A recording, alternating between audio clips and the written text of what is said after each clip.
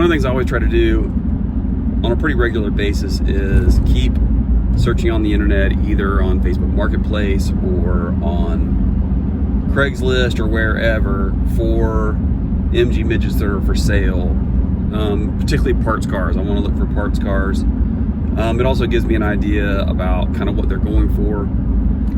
And so I was on Facebook Marketplace and one popped up near me that's for sale. Based on the pictures, it looks pretty rusted out. I'm gonna go look at it now as a potential parts car, though I'm not sure there's much left. The guy told me that it's been sitting in the weeds for the last 20 years. No top on it or anything, so I'm sure it's pretty rusted out. I'm not sure there'll be any parts there that'll be available. It looks like the windshield might be good, and I need one because mine's cracked, but I can get one of those for 40 bucks online. So I'm not sure it's worth taking possession of the whole car just for that. But I'm gonna look. One of the things I'm gonna be looking for is the wiring harness. Mine was pretty chewed up. There's a good chance this one will be as well, but I'm gonna look. I always figure it doesn't cost you to look that much. So I'm headed that direction to meet the guy to take a look at what he says is his friend's car. That is a 67 MG Midget, though I'm sure it was probably made before then. But we'll check the VIN numbers on it and see what it looks like and see if there's any parts to get off of it. All right, so this is the car, and it's pretty rusted out. Not a big surprise that it's rusted in all the same places, all the right places that they normally do. I checked the VIN on the motor, and it's a 12 cc, so it's a 1275. So this is definitely a 67.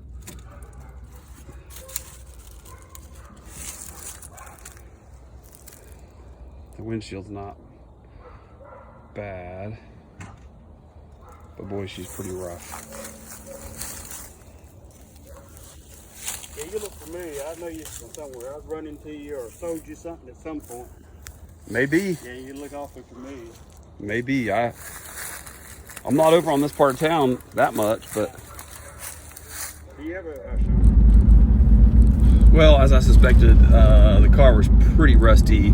There wasn't a whole lot left. The story on the car was this guy had a repair shop, and it was a customer's car, and they brought it in and it had a blown head gasket. They didn't want to spend the money to fix it, so it got rolled over into the weeds and it's been sitting there for the last 20 plus years. Yeah, it wasn't even worth buying. It did have the 1275 cc motor, which I don't have that, so it wasn't even worth pursuing. The guy said he was gonna, before he took it to the crusher, he was gonna pull parts off of it for me if I just let him know what I wanted. So that's pretty nice of him. I told him I would take the windshield, that I was interested in that. It didn't look too bad. The front and rear bumpers didn't look too bad. A couple of the emblems on the trunk were not too bad either. So yeah, I told him I would be willing to take that for sure, but trying not to get killed. I didn't walk away completely empty-handed. The keys were in the trunk, and they were on this little MG key ring, and he told me that I could take that if I wanted to, so I did. So I ended up with the keychain or key ring, which was kind of cool. So I didn't walk away empty-handed. So yeah, we'll see if he gives me a call back, and maybe those are some parts that I'll be able to get. All right, so it's time to start working on getting this A-pillar or this A-post put in. The challenge with this is I need to be able to attach the door in order to make sure the alignment is good, and there's nothing really to clamp this inner part of the A-post in that's strong enough to hold the door. But let me show you how I've got it set up right now and what I'm going to try. So I kind of just rough put this thing in place. Right now, the only alignment I'm really looking at is, does the edge of this line up with the outer footwell panel? If it does, then this should be a 90-degree angle, which I can check, and it is. So I'm using some pretty heavy-duty magnets. I do have this one spot up here I think I'm going to try to put a clamp on, and then I'm going to see if I can maybe attach this door and see if it'll hold. So I have the door mocked up, and it's actually attached with the inner part of the A-pillar in. I actually feel like the gap on the bottom of the door is really pretty good. It's about 1/8 of an inch, which is what I'm looking for. The gap along the side of the door is good. It aligns really nice at the top. My concern is if I look at how it sits with the A-pillar, this gap is pretty good, because you have to remember there's an outer skin that has to get wrapped around this. My concern is right up here, it's pretty much right against that A-pillar. Now, it's partly crooked because I don't have a way to really hold this A-pillar completely steady. The magnets are holding it some, but the clamp at the top won't allow the top to slide over like the bottom did. So my concern is I've got to be able to weld the A-pillar in, the inner part of this A-post in, enough to where it leaves enough space to put this outer skin on. If I look at where it actually lines up, you can kind of see it's actually lined up. This part is lined up with the, it's off a little bit from this inner footwell panel. But what it's telling me is when I go to attach this, I really need to scoot that over probably 1/8 of an inch, which means that I'm gonna need to somehow adjust where it hits right here. So I'm gonna try to adjust that some and see if I can get this gap to be even. And I'm even gonna try to put the outer skin on to make sure that there's enough space to put the outer skin on when it's in there. I need to figure that out before I actually weld that inner part of the A-post in. So what I went ahead and did is I cut this outer skin out up further. It allows me to try to get everything lined up, and I've got the door, that inner post, mocked up.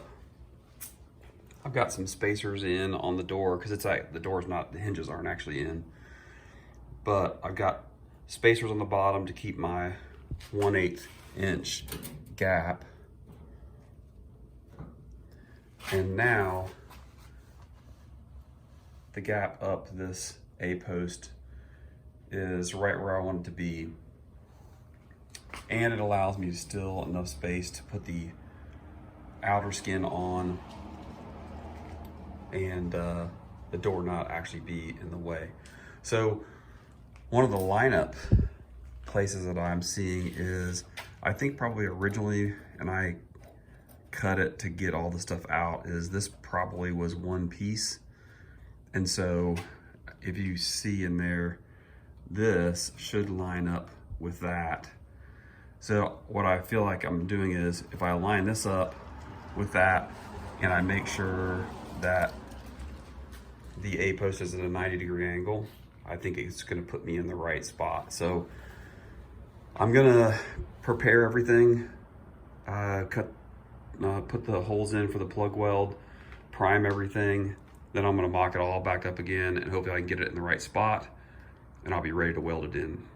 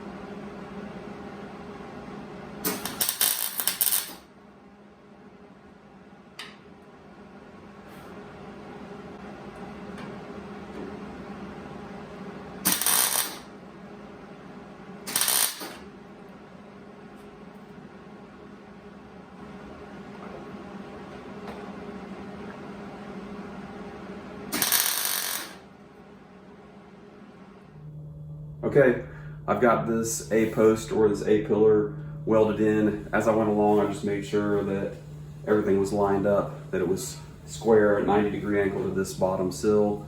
And after I put the door on to check it and adjust it, I feel like it turned out great. The gap along the bottom is about 1/8 of an inch, which is what I wanted. On the edge of the door here, it looks great, and there's enough space there to put the outer skin on. And that's the thing I'm going to focus on next, is getting it welded on.